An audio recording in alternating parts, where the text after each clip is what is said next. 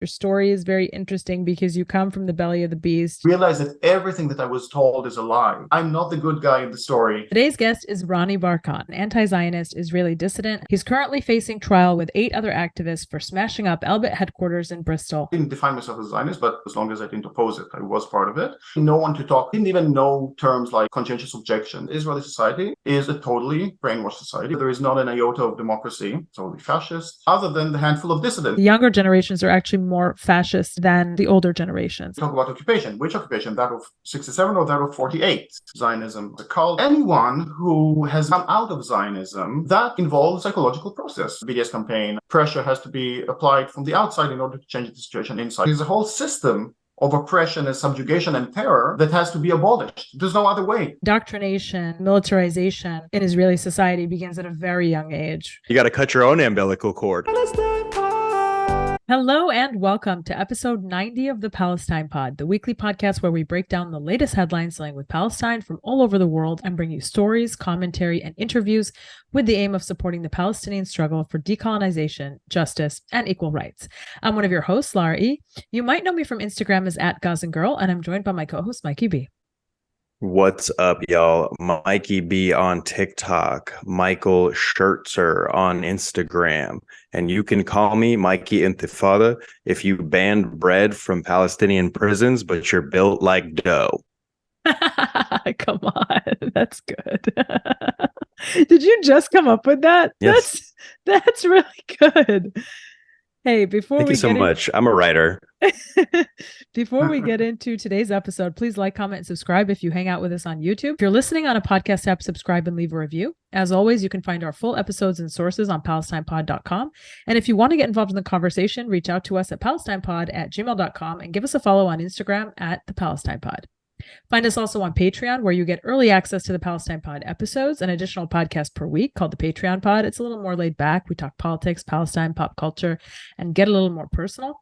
We're also hosting our monthly Zoom happy hours with our Patreon subscribers only. So really exciting stuff. Check us out on patreon.com/PalestinePod. Today's guest is Ronnie Barkan, an anti-Zionist Israeli dissident and lifelong activist who has been struggling to end over 7 decades of ongoing crimes against humanity by the Zionist apartheid state.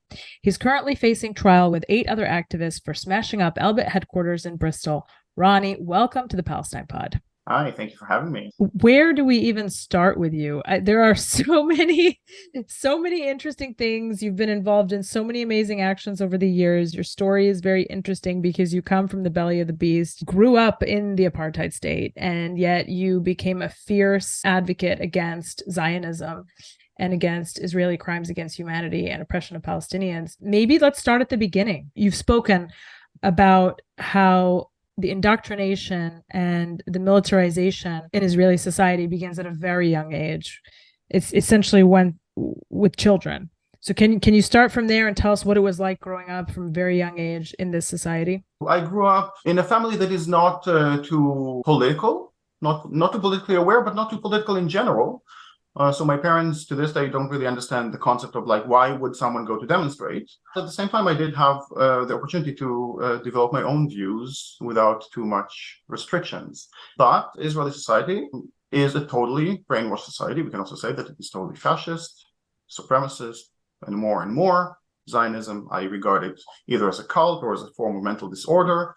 And that applies to everyone who is part of that society, other than the handful of dissidents, and we all know each other by name. For anyone who has managed to come out of Zionism, to transition from Zionism into humanism, that involves a psychological process. Mine was relatively uneventful. I mean, I think it was quite easy for me. I was lucky, basically, not to be too affected. I was just a little bit brainwashed, not too much. And that veil of ignorance was lifted. Other people, I know that they've been struggling with that for decades, and some of them still do. It's an ongoing thing. I love the way that Ilan Pappé talks about his kind of realization when he came out of Zionism. My process was pretty straightforward, but as you said, we are being trained to be soldiers from kindergarten. Actually, even before kindergarten, I just saw recently this ad for a how is it called? Neonatal clinic or basically a maternity hospital. And the ad for that maternity hospital says you see a baby in the womb with a beret, the military beret, yes, you can puke later. I hear that you got to cut your own umbilical cord. Nice one. So figuratively speaking, you do if you want to transition from, like I said, from Zionism into humanism. That cord, and it's mostly a psychological kind of, it's all based on social pressure and so on. That's a very serious thing to overcome. Those who consider themselves liberal and Zionists, they have a much harder time coming out of Zionism. Liberal Zionism? What is that, like biodegradable bullets? Pretty much, yeah, liberal supremacists. Kill a person, plant a tree. Yeah. Yeah. You know about how you have the IDF already, like a problem with the acronym itself, but I call it ITF. But IDF being the most vegan-friendly army, you can get wool-free berets and leather-free boots in order to kill Palestinians. And I used to pick up my niece from kindergarten, nieces and a nephew. When I used to pick them up from kindergarten, you can see the whole brainwashing right there. I mean, you have this. It's a standardized thing. At the entrance, you would have this thing called saying "My Israel," and there's the picture of the military chief of staff, the picture of the prime minister, the president, a map, "My Israel," with no borders, of course. And it's better that there are no borders there because the borders are actually very deceptive. So it's better if they don't differentiate between the two parts of Palestine. And you have all these stereotypical imagery there. So in the Negev, in the Nakab, in the south, you would have like camels and things like that. Obviously, tying in everything, the Hatikva, the anthem, which is a racist, supremacist anthem with the map, with the military. They celebrate all kinds of like military-related stuff already in kindergarten. So this is what I'm talking about when I say that there is a social pressure that's kind of a little difficult to overcome. I went through all of that, still not being too much of a Zionist, just a little bit. I didn't define myself as a Zionist, but as long as I didn't oppose it, I was part of it. And by high school, I was contemplating whether I'm willing to serve in the army or not, because military service is obligatory, 3 years for men, 2 years for women. I was also thinking about becoming vegetarian at the time. Nowadays, I'm vegan. Then I went to university after high school because that was another way for me to postpone that decision. So I studied physics and maths, and I had literally no one to talk to.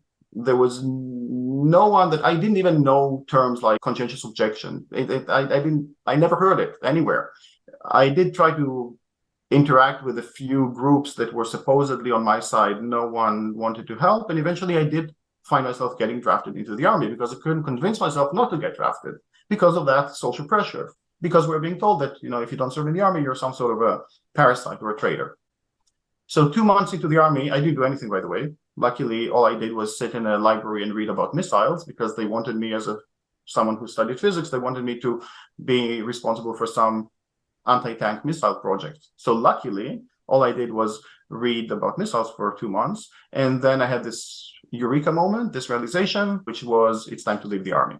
So I realized that I have a choice in the matter. I'm a human being. I don't care about all the rest.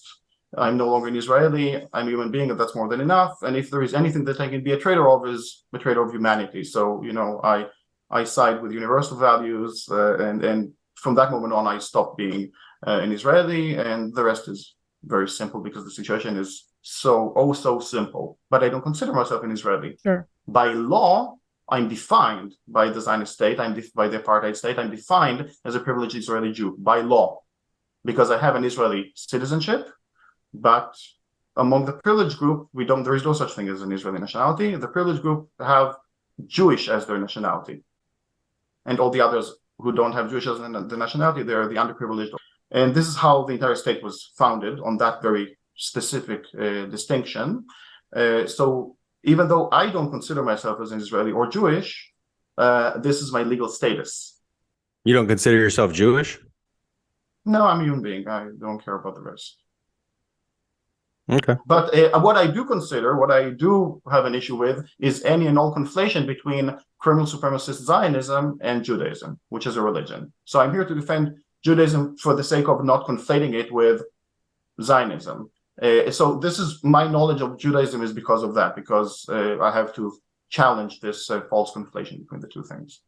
Totally understood. I have a friend who grew up in the apartheid state, and she talked to me about the indoctrination that began at a very young age. And she told me that it was common for sort of military reenactments or acting out as soldiers to take place in schools from a very early age. She told me that visits from the military were very common, even, in kindergarten. When I was in Palestine, I witnessed the military accompanying school field trips. So they'd be walking around town with their weapons, like fully armed, like accompanying school children, which I found very bizarre. Mm-hmm. And when I asked around, the sort of pretended, not to know what was happening, right? And what's going on here? It's like, oh, well, it's to protect them. And then you end up questioning, why do these school children need protection in supposedly the safest place on earth for Jewish people, right? So I did find that very strange, just the constant presence of the military in all aspects of daily life, and at all ages. The interaction, the support for, the admiration, it really is everywhere you look. I also remember seeing a billboard for an ad for jam, and it was like a mother like preparing a sandwich for her son in the military, and it was like, buy this jam because this jam will keep your military son fed better than the other jams.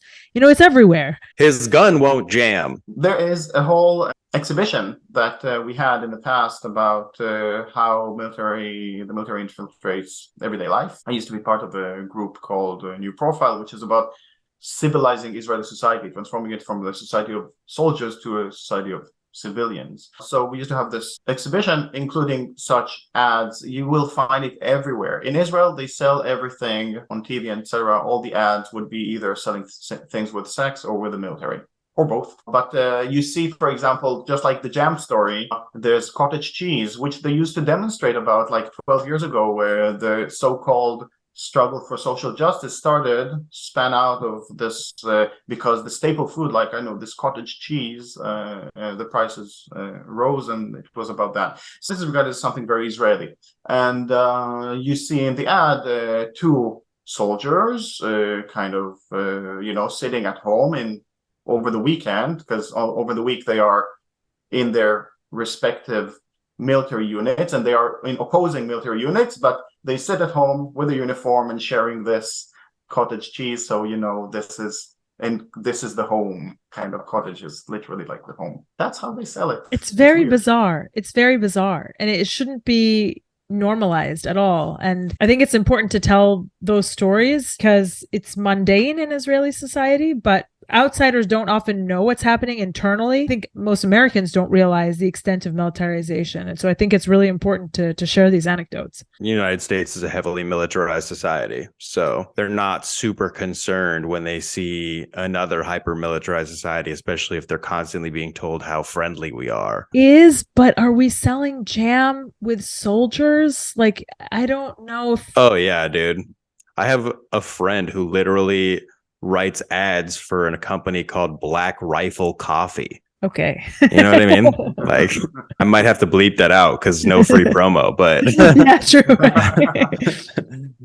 I was kind of, not shocked, but I was raising an eyebrow when I landed in the US for the first time, like in DC, and I saw these like huge ass flags everywhere, and in the airport you can give some money for the next serviceman who will want a hot meal or something like that. Yeah. And being in front in the line, and yeah, it's almost as bad as in the Zionist state, I think. But our school children are not being accompanied on field trips by soldiers bearing weapons. Well, not anymore. No, now that we're all integrated, huh? Right. So that's a great history joke. If I will call all US military personnel, if I will call them terrorists, which I just did, then some of the viewers will have issues with that. No, we call them terrorists here. They're terrorists. If you serve in the U.S. military, you're a terrorist. And shout out to AOC for her terrorist recruitment event recently. That was very weird. I don't know what she's on. I don't get it. Girl boss shit. Really, sometimes, I wake up and I see what she does and I'm like, great, good for you. Thank you for doing that. And then other times I'm like, what is happening? So, Ronnie, did you have to spend time in prison for stepping down from the military? Yeah, how'd you get out of the military? I didn't spend time in military prison. It took much longer to get out of there because once you're in the system, it's very difficult to get out. And the other thing is that I didn't play the game. I mean, most people who get out of the army, they do so for mental health reasons. I mean, you can only get out for health reasons or mental health reasons, or you can refuse, and then you're being sent to prison, and then you refuse that order, and over again, a few cycles of some weeks in military prison, and eventually that person will be released for being inadequate for the system. These are pretty much the only ways to get out. I just sat there and I said, I'm not part of this. It's not my problem, it's yours. You can do whatever you want. But that was good enough. Because I was making eye contact, I wasn't too depressed or anything like that, suicidal and so on. So I didn't give them anything to work with. I just went with my truth. And that meant that it took me a year and a half of fighting the system until I eventually managed to get out of there. At the same time, I didn't go to prison, even though I never showed up. Once I realized that I'm no longer a soldier, that's it. I was no longer a soldier. But then I was reassigned to another unit, and the person who was responsible for reassigning me, she saw I was a nice person, and she asked me, what do you want to do in the army? I said, what is she? Like, I'm not going to do anything in the army. The only thing I'm going to do is to get out of here. So she offered me to stay in her office while I do my best to get out of there. So she would report me to her superiors. And I went under the radar for a year and a half until I eventually managed to get out for mental health reasons. I went through tens of different doctors and then tens of different military psychologists and all sorts of committees that I came up with that I found out along the way, and no one wanted to release me until eventually someone did. You get out of the army. How do you get involved in Palestine activism? The moment I came out of Zionism, the rest was very easy for me. So while still trying to get out of the army, I was already in touch with this group that I mentioned before about civilizing Israeli society and supporting conscientious objectors. I learned the term by then. And then I started demonstrating with them, even in front of that military base where I was supposed to serve. The most leftist thing that I could find back then, which is horrible, like all these liberal Zionist organizations like Gush Shalom and Peace Now, which are the worst of the worst. But that's what I didn't know better back then, and there wasn't any other options. So already back then, I took part in supporting conscientious objectors. The very next thing, when Anarchists Against the Wall came into being, direct action group in Palestine, then I joined and we went weekly to demonstrate in the West Bank and elsewhere. And same thing, the moment that the BDS campaign came up, we put together a group of conscientious Israelis who support the Palestinian call for BDS, which the short name is called Boycott from Within. The longer name is Boycott Supporting the Palestinian Call from Within, which is not about us coming up with a campaign, but actually about us, the privileged group, supporting the underprivileged group in their just struggle. Later on, I also helped to found another BDS group, BDS in Hebrew, of conscientious Israelis. And yeah, I mean, so the rest was very straightforward as far as I was concerned. Going to demonstrate in the West Bank or across Palestine, and whenever I went to speak abroad, it was obvious that I have to speak about BDS, and whatever pressure has to be applied from the outside in order to change the situation inside. So there's the struggle from within and the struggle from without. It is interesting how the guy who's trying to get out of the institution that murders and maims and steals land and commits ethnic cleansing on a daily basis has to be interviewed by dozens of psychologists to see what's wrong with him. It's a bizarre premise, isn't it? Right? The majority of the people that are the nail on the head. Yeah, that the majority of it's the people... a catch-22 thing. You know, because you in order to get out of the military, you have to show that you are somehow how do we call it? Insane? I don't know what the word would be, but actually you have to be insane in order to serve in the army to begin with.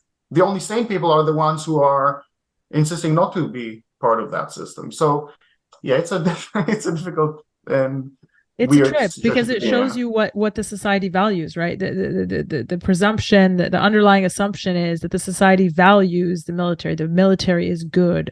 The occupation is good. Force is good. And anything that stands against that is bad and psychologically suspect and needs to be assessed by a physician, right? So it's a very sick society. Well, you know, Zionists are about to clip you saying the occupation is good. Yeah. I mean, have you had throughout your entire experience, especially becoming public with your views, have you been in discussion with some people that are part of the government? Have you gone face to face, whether debates or have they reached out to you? Are you, because I read somewhere that Netanyahu himself referred to one of the groups that you started as a quote unquote national scandal. Apparently he said this about Boycott from Within. He said it's a national scandal. So have you ever been in touch with any of these high level apartheid leaders? I went to the Knesset to disrupt a hearing that was during Human Rights Day, and it was held by these liberal Zionist groups, all the horrible organizations like ACRI, the Association for Civil Rights in Israel, which is at the forefront of protecting apartheid, and all the others. And yeah, I challenged them about how the whole place is wholly illegitimate, and this is an apartheid state.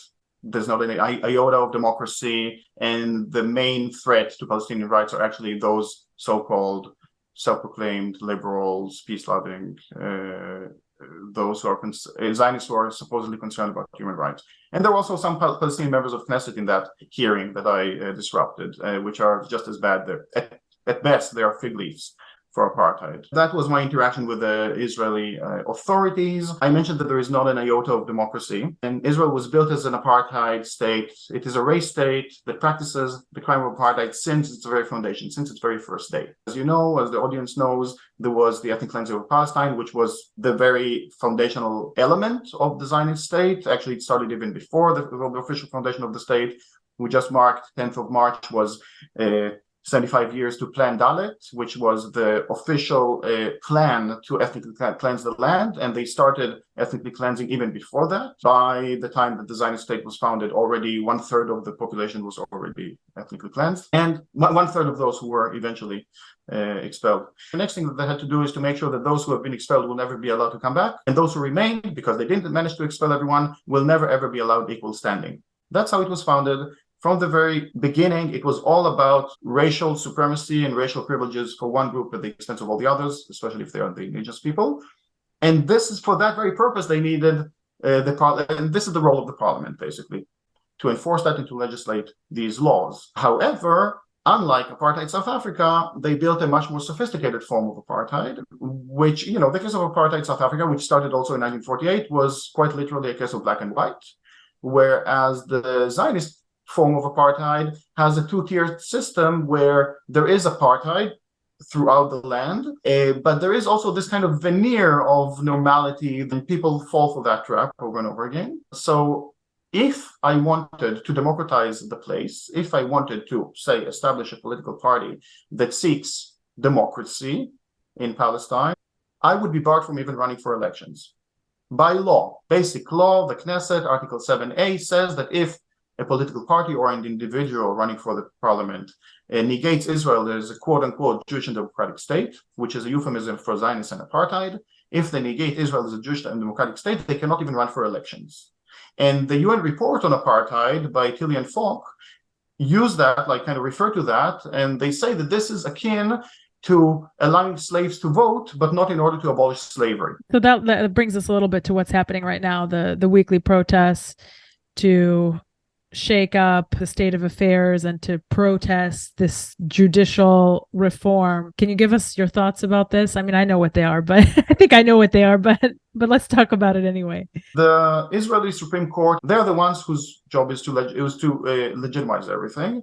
I said the parliament, there's no really separation of powers, but the parliament is the one legislating and so on. What they're seeking now is to to merge the two things together, so there will be even less of a separation of powers between the two.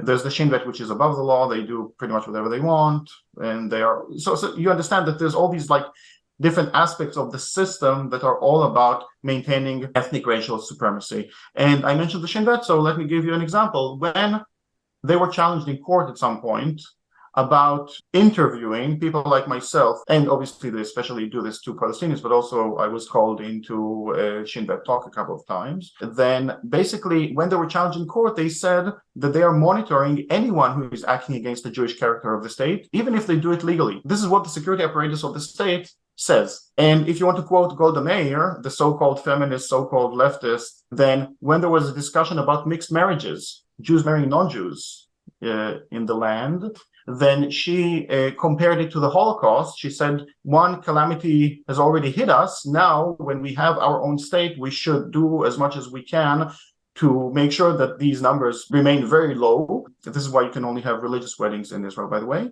And she said that this challenging the whole issue of mixed marriages is a matter of state security and linked to it. And without this, nothing else matters. She was known to bring up the Holocaust if you asked her about the weather. Part of the problem is when you have a state, there is this veneer of legitimacy because it's a state, it's sovereign. A state has the right to defend itself because it exists as a state and it's been accepted as a state by other states. And when you talk about institutions are legitimate because they're institutions, so they must follow some sort of a procedure and process, and everything, must be operating in some sort of a civilized way.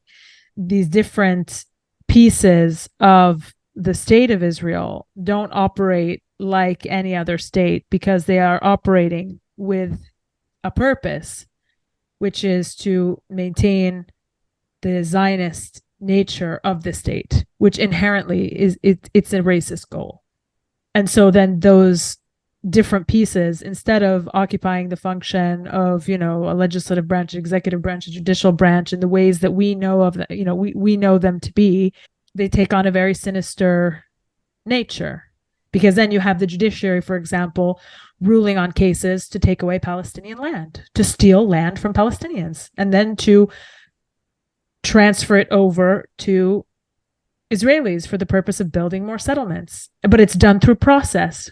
Sometimes it's done by brute force without any process, but sometimes it's done by brute force with those carrying it out saying, I have a court order from a military court or from a Zionist court, a civil court, whatever it may be. And I think that is something that people really need to understand, is that it's an occupation, but it's an occupation that is propped up by the very institutions of the state that was created on the ruins of all these Palestinian homes. And it's not legitimate just because it's a court, or just because it's a parliament, or just because it's a president. Netanyahu was visiting the UK just yesterday, right? And he was received with open arms because he's the leader of a state, but he's the leader of the apartheid state of our time.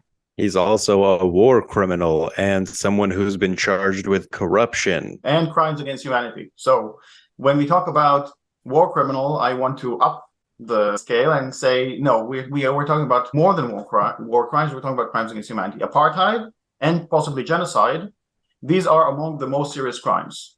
I'm facing a trial soon, and this, as far as I'm concerned, the most important legal argument. I don't care about the rest. There's also other legal arguments, but the most important thing is that there is something that is akin to genocide, which is apartheid, which is defined as a crime against humanity in the Rome Statutes. That means that every international body is obligated to stop that, certainly not to lend it legitimacy. And also us as individuals or as organizations and so on have at least a moral responsibility, if not legal responsibility, to stop that. Also, when we talk about occupation, which occupation, that of 67 or that of 48? Because people like to think, and I challenge a lot of this propaganda. Going back to liberal Zionist propaganda, the most dangerous form of Zionism is liberal Zionism. The greatest tool of propaganda that Israel has is what's called Haaretz newspaper. And I actually like to say that when we liberate Palestine, I think we have to mark that day by the day that we close the offices of Haaretz newspaper. They are as sinister as that, because people who think that this is the problem is the occupation, what they call the occupation, that of 67, that means that you can overcome that occupation. You can tweak it, you can have both sides sit together, find some sort of a resolution, a diplomatic resolution to that quote-unquote conflict.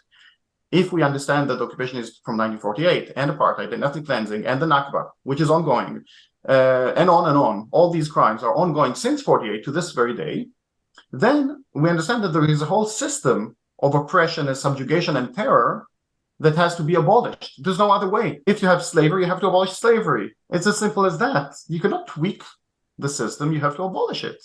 So demanding equality, demanding full rights for all is the most radical notion that you can have. At the moment, you have 7 million people who are controlling the lives of the other 14 million, half of which are in forced exile for the past 7 decades. And the whole legal system is built in order to enforce that, whether it's the military legal system or the civilian legal system, whether it's in this part or that part of Palestine. That's what it is about. You said you can't tweak slavery, and then private prison owners were like, hold my beer. Yeah. Yes, so I have issues with, and there are very well-meaning pro-Palestinian folks who reiterate part of that discourse of lies. I think it is counterproductive, to say the least, because if we only focus on the occupation, we're not only missing the point, we are doing something that is potentially dangerous, because it's not only the occupation, stupid. It's not only that occupation of 67, as brutal and as barbaric as it is, and it is brutal and barbaric and genocidal. But even then, even if we overcome that military occupation, we are still not dealing with the actual issue, which is the establishment of a Zionist race state on top of and at the expense of Palestine, on top of Palestine at the expense of Palestinians. And to overcome that, to demand equality, to bring about equality, that involves a whole other set of tools. When we talk about the occupation, we talk about it in its entirety, 1948 included, with the understanding that today the international legal community understands the occupation in the international law sense, i.e. the occupation, the military occupation of the 1967 Palestinian territories. But you're absolutely right that there is no distinction between what happened in 1948 and what happened in 1967. The results for the Palestinians, whether you live in 1948 or you lived in the areas that were occupied in 1967, is the same. It's the dispossession of their land. It's the theft of their homes. It's the exact same thing. The people who lived in the cities and villages that became Israel in 1948 were expelled. People who lived in the areas which were occupied in 1967, many of them were expelled too. Yeah. But and so in terms of concrete results and consequences for the Palestinians, there is no difference. And so we shouldn't make an artificial distinction because of the point in time in which it happened. It's all the continuation of the same original crime, which was the ethnic cleansing of Palestine. And also about numbers. Half of the Palestinians are refugees in forced exile, and there's also the millions who are IDPs, internally displaced. So, when again going back to these well-meaning pro-Palestinian folks who, at the time there was the March of Return in Gaza, and they were talking about that Gazans are struggling against the barbaric siege. Yes, they were struggling against the barbaric siege, but the March of Return was not only about that, it was also about their right to return home. March of Return. It's called the March of Return. Return to exactly where? Exactly. Return to where they were expelled from, right? That's the whole point that they don't understand, is that Gaza is a prison, is a cage for people whose houses you're living in. You're living in their houses. Because the majority of the people who are living in Gaza today are refugees from 1948. They were expelled so that you can now live and establish yourself and walk around and drive around 1948, so-called Israel. And demonstrate with Israeli flags. And hold up signs that say democracy one week and hold up signs that say we're coming to commit a second Nakba the next week, right? Psychologically, for them, they are losing their democracy. They are fighting in order to save Israeli democracy. Because obviously Israel is becoming more and more fascist, explicitly fascist. It's always been fascist, but it's becoming more explicitly so. And they are afraid of losing even that sense of normality that they enjoy. And now even that thin layer is being eroded. And that is scary for them. But that's not the issue. That's not the main issue. That's just emblematic to something that's far greater than that. They are looking around at Palestinians in checkpoints, bodies on the floor, and they're like, I'm worried about voting. Yeah, pretty much. If it's going to inconvenience me, now it's a problem. But you know what? The United States has run cover for the occupation's crimes for so long that it's like allowed for this like fascist bubble to rise to a place where even they can sense it. Even like the vibes are so off, even they are like, maybe something's wrong. The United States, in a leaked State Department memo, explicitly acknowledged that the U.S. government policy is to ignore human rights violations of US aligned nations like the occupation while attacking them in nations like China, Russia, North Korea, and Iran. Yeah, I don't need a leaked State Department memo to tell me that you just have to read the news. They're like Buddy Ron, and it's like, okay, just relax for a second. I want to go back to this idea of liberal Zionism because it does fascinate me, the mental gymnastics and the perpetual state of contradiction that you have to live in to adopt this ideology. And, on the one hand, there are people who are on a path, and liberal Zionism is some sort of a place on that journey, eventually away from Zionism, but they stop there because they think that might be where the solution is before moving on and realizing, no, it has to be anti-Zionism. That's the only way. But I think for others, they get stuck there and they really do think that can take place, that you can be a liberal Zionist, that you can be a Zionist and calling for human rights and progressive values and things of this nature. How much of Israeli society do you think exists in this sort of like liberal Zionist sphere? My impression is that they're not even really that relevant, that most of them are openly fascist and aggressively so, and that even this liberal Zionist chunk is not even that pervasive. But why don't you give us an idea? I agree with that. I'm happy to say that the liberal Zionists within what's known as Israel are diminishing in values.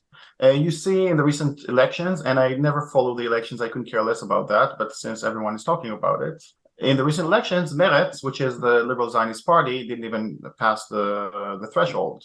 So they're out of the Knesset. The other party that didn't pass the threshold was Balad, Tajama, which I'm quite happy about it because even though they are well-meaning, possibly the only well-meaning Palestinian members of Knesset, like I said before, at best they are acting as fig leaves for apartheid. By their very presence, they legitimize the illegitimate. Israel is the only country in the world where the younger generations are actually more fascist and more right-wing than the older generations. Like, if you're thinking about it from a brainwashing perspective, you manage to influence entire generations, and like early on you manage to shape their reality with lies, like with utter propaganda. It's something that Goebbels would be very impressed with. You see, okay, the thing is that many people see through the lies of liberal Zionists see through the lies of liberal Zionists because they don't have anything, any ground to stand on. In other words, I see only two types of Zionists in the world. Never came across a third option. One are the honest Zionists, the ones who are racist and proud of it. The ones who say, yes, there was the ethnic cleansing, but that's not necessarily a bad thing.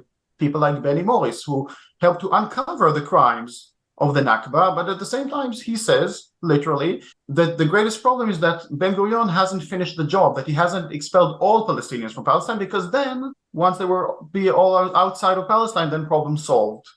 And he says in that interview that he knows that this kind of would not sit well with the liberals among the readers and so on. But these are the honest Zionists. We don't have discussions, or we don't have a disagreement about the facts. We have disagreements about moral issues. The other type of Zionists are the so-called liberals, who consider themselves Zionist and moral at the same time. And for that purpose, they need to have a Palestinian state. And I'm quoting a liberal Zionist now, he says, we need to have a Palestinian state, not because we like them, not because they deserve it, but because this is existential for us. If we are not the majority, we cannot dictate anything. The whole issue of not having a Palestinian partner, that is like a distraction. He says, I can describe a situation where we will establish a Palestinian state without a Palestinian partner, and we have enough military power to do it, quote unquote. For liberal Zionists, in order to maintain their cherished supremacist state, while still thinking that they live in a democracy, they must all the time play the game of demographics. And speaking the language of demographics is the most racist language of all. This is what every single liberal Zionist organization is doing, from Akri to J Street. And we can talk about Peter Beinart if you want.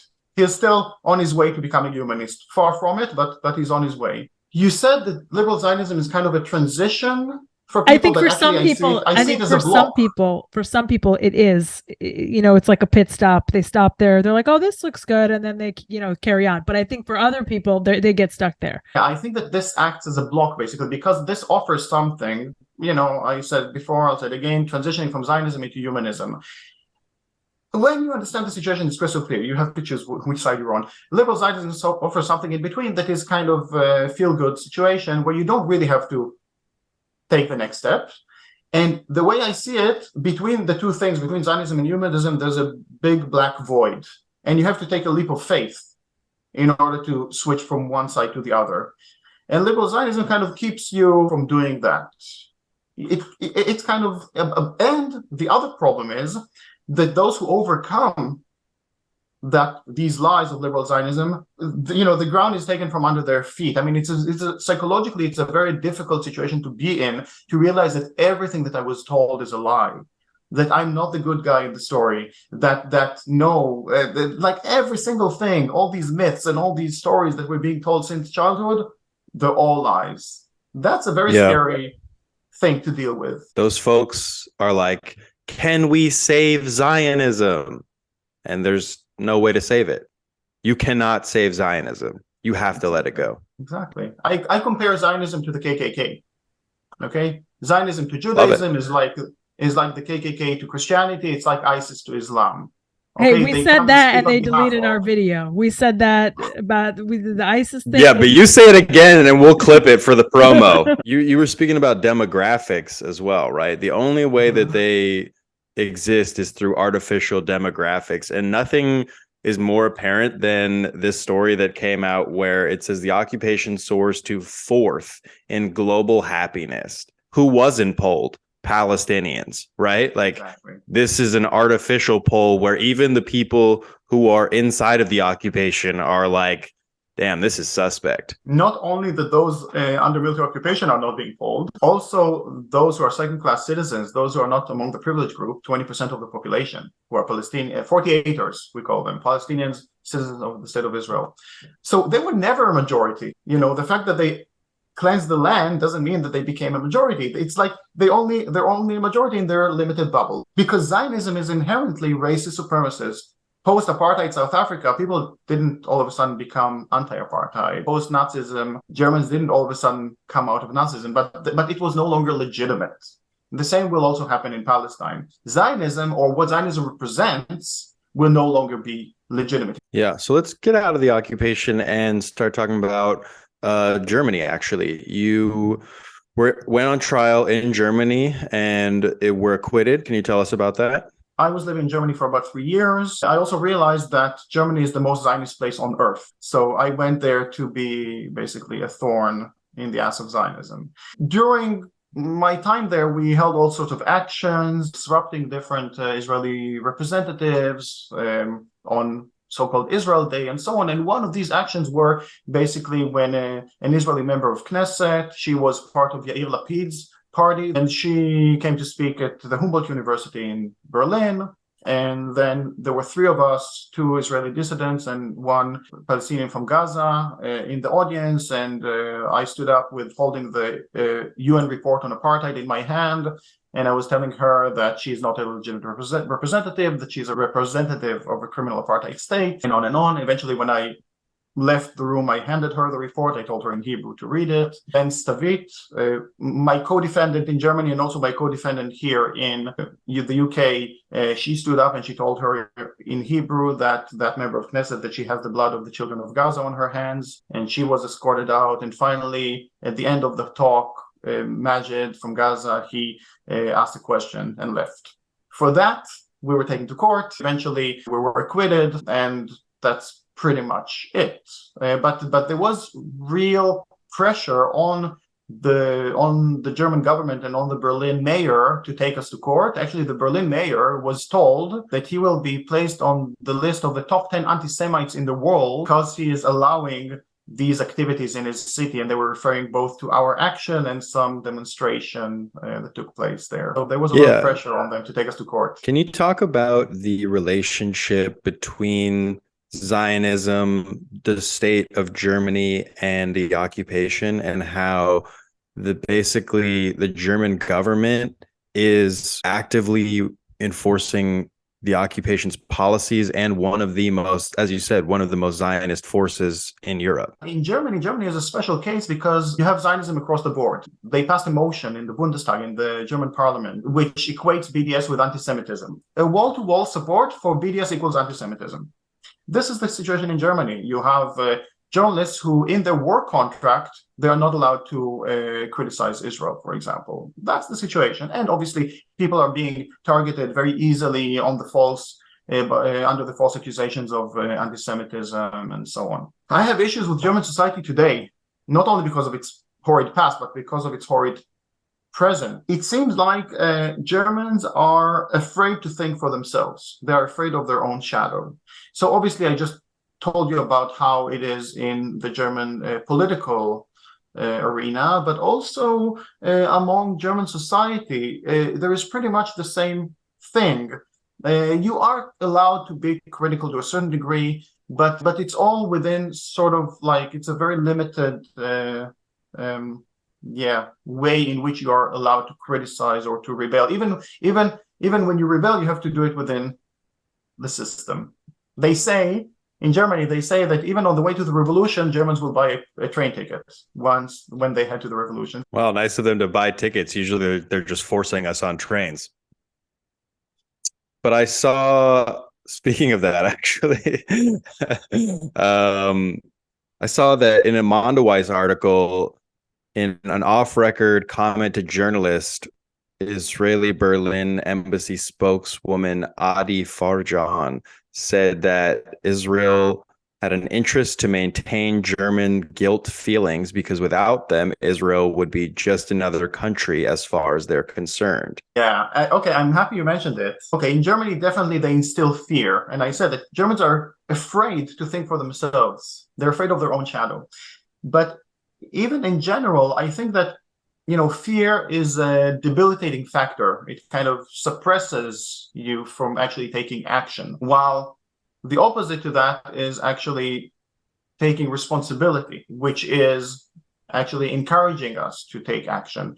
So for Germans and also for Israelis, Israeli activists who deal with Palestinian issues and who do care about Palestinians, a lot of time there's a lot of guilt involved. This sense of guilt. And look, I don't feel guilty for being born in a certain place, for being a white male, hetero, whatever, living as one among the privileged group. But the question is, what do I do about it? So with privilege also comes responsibility, and taking responsibility is a force for action rather than guilt, which is a force for inaction. I think Uncle Ben said that in Spider-Man.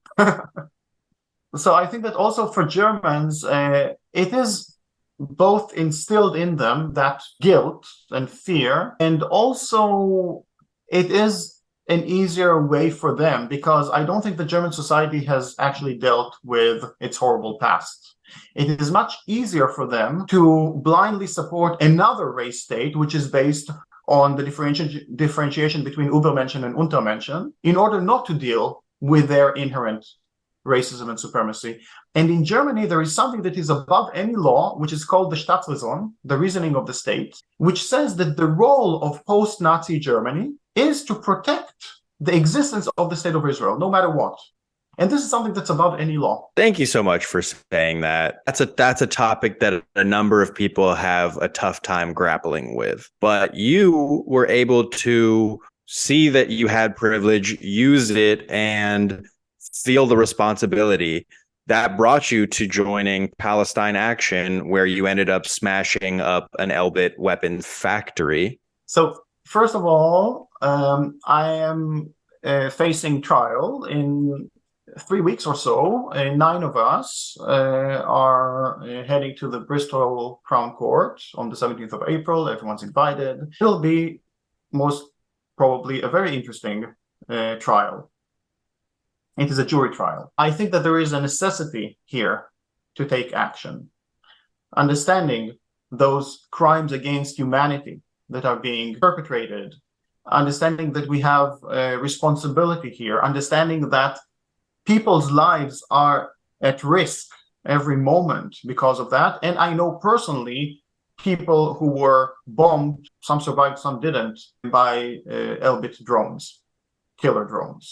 So is a very good reason to take action against Elbit. And Elbit is not only Israel's largest arms manufacturer, manufacturing for everything from rifles to white phosphorus and cluster munition. The latter ones are actually illegal to be used against the civilian population, and they were used in Gaza and in Lebanon. Elbit is also using these killer drones, for example, which have been perfected over the course of the 51-day massacre in Gaza called Protective Edge.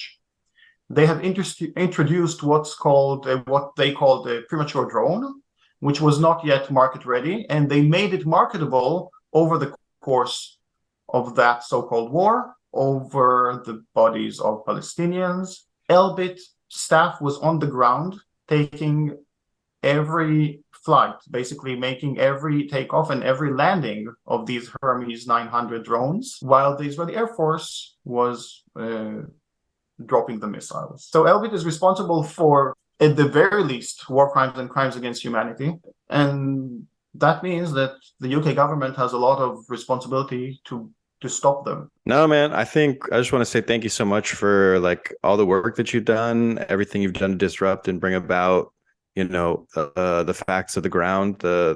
You're a fierce advocate for Palestinian liberation, and you've really, truly like used your privilege and your platform in an admirable way. And it's a way that, if you're somebody who is inside the occupation and you are starting to question a lot of the things that are happening around you, I think that you are a great example for a path forward. So I just want to say thanks so much for what you do. Thank you. And especially taking the example from Palestinian-led groups and supporting them and participating in their actions. I think that's super important and key. Just showing how anti-Zionist Jews and anti-Zionist Jewish Israelis can best support Palestinians. You're a great. Yeah, go ahead. I was going to say, you're like a great example of somebody being like, you know what? I was wrong. I'm introduced to new information, and now I'm going to change the course of my life as a result. And you really went in, like you're on trial. You know what I mean? So I appreciate you. I appreciate, the path that you've walked and everything that you're going to do in the future. And we wish you and all the other Palestine Action activists the best of luck at trial. That's been another episode of the Palestine Pod. Thank you all so much for listening. Go ahead and find our full episodes and sources at www.palestinepod.com. Follow us on Instagram at @thepalestinepod. Send us an email at palestinepod@gmail.com, and look for us on Patreon, www.patreon.com/PalestinePod. That's been another episode of the Palestine Pod. Thank you all so much for listening. Have a great day.